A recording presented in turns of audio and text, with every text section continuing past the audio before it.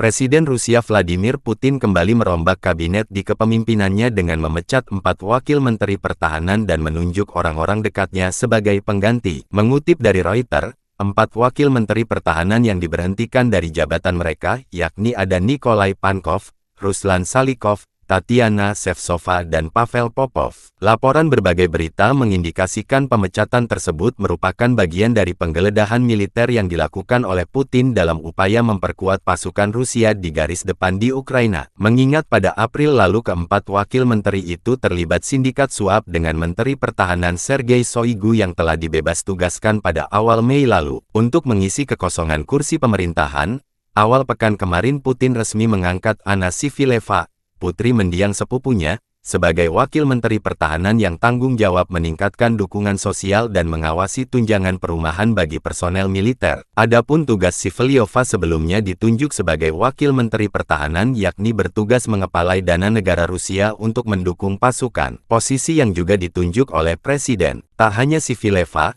dalam kesempatan tersebut Putin juga menunjuk Leonid Gornin wakil menteri keuangan Rusia sebagai wakil menteri pertahanan yang mengurusi transparansi arus keuangan dan memastikan pengeluaran dana anggaran yang efisien. Kemudian ada putra mantan Perdana Menteri dan Kepala Intelijen Luar Negeri Mikhail Fradkov yang akan bertugas mengawasi pengelolaan properti, tanah, dan konstruksi yang berkaitan dengan militer, serta mantan Wakil Menteri Perekonomian Oleg Savelyev, dan mantan pejabat tinggi pembangunan ekonomi Leonid Gornin.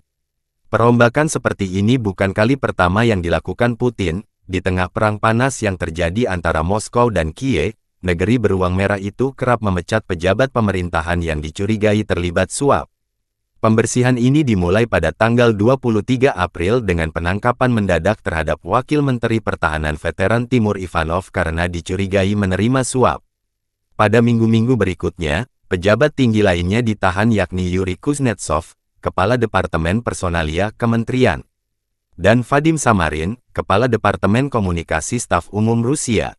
Tak lama dari itu, Komite Investigasi Rusia juga melaporkan penahanan pejabat Kementerian Pertahanan lainnya, Vladimir Verteletsky, yang mengepalai divisi di Departemen Pengadaan Pertahanan Negara di kementerian tersebut.